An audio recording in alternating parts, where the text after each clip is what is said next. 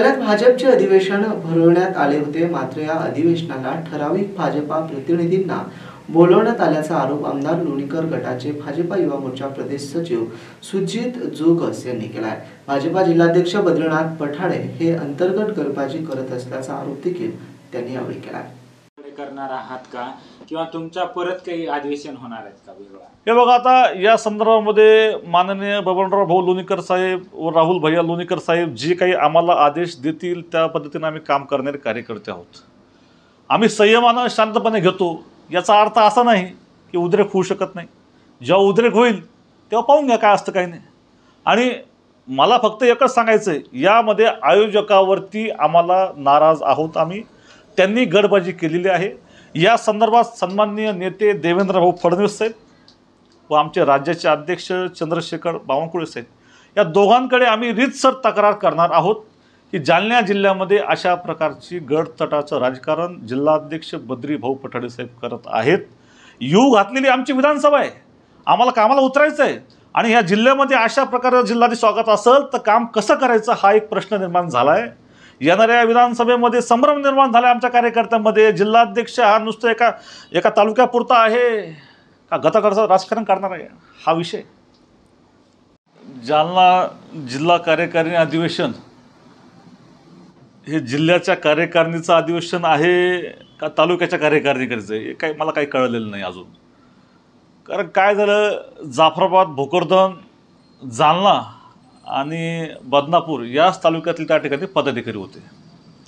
एवढंच काय तर या महाराष्ट्राचे नेते सन्माननीय आमदार बबनराव भाऊ लोणीकर साहेब व भाजपचे युवा मोर्चाचे राज्याचे अध्यक्ष राहुल भैया लोणीकर साहेब यांना देखील या कार्यक्रमाला इन्व्हाइट केलं नाही, बोलवलं नाही। आम्ही तर लांबचे छोटे कार्यकर्ते आहोत।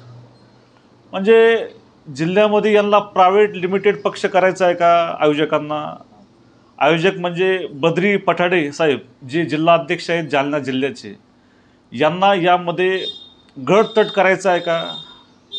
आत्ताच नुकत्याच लोकसभेमध्ये आम्ही जीव तोडून काम केलं भारतीय जनता पक्षाकरता। आमचा DNAच भाजप आहे आणि पक्षाचं काम करून देखील अशा पद्धतीनं पक्षाच्या जिल्हा कार्यकारिणी अधिवेशनाला न बोलावणं हे मला वाटतं चुकीचं आहे। या ठिकाणी अधिवेशन झालं त्या अधिवेशनामध्ये लोणीकर साहेब असतो किंवा राहुल लोणीकर असतो यांचे कुठेही फोटो किंवा कुठेही निमंत्रण नाव दिसलं नाही। मी तेच बोलतोय ना की जिल्ह्यामध्ये गडतट कोण करतं यावर नाही सिद्ध होतंय। आम्ही असं कधीही करत नाही। मी लोकसभेचा पुरावा देऊ शकतो, लोकसभेला काम केल्याचा। माननीय रावसाहेब पाटील दानवे साहेब खासदार साहेब यांच्या प्रचाराचं काम केल्याचा पुरावा मी देऊ शकतो। आम्ही काम करणारे कार्यकर्ते आहोत, लहान कार्यकर्ते आहोत। पण आमचे नेते सन्माननीय बबनराव भाऊ लोणीकर साहेब ज्यांनी 40 वर्ष या जिल्ह्यामध्ये पक्ष संघटन वाढवलं आहे, कार्यकर्त्यांचं जाळं मजबूत केलं आहे आणि राहुल लोणीकर साहेब तर राज्यामध्ये फिरतायत, संपूर्ण युवा मोर्चा ताकदीनं मोठं करतायत। मग एवढं सर्व काम असून, जिल्ह्यात काम असून, जिल्हा कार्यकारिणीच्या अधिवेशनाला पोर्तुला निरोप नाही, मंठ्यात नाही आहे, घनसावंगीत नाही आहे, आमच्या नेत्यांना नाही आहे, हा दुजाभावपणा का? मला हा सवाल करायचा आहे बद्री भाऊ पठाडे यांना की बद्री भाऊ पठाडे आपल्यावर कोणाचा दबाव आहे का? जर असेल स्पष्ट सांगा व जर तसं नसेल तर स्पष्टीकरण द्या।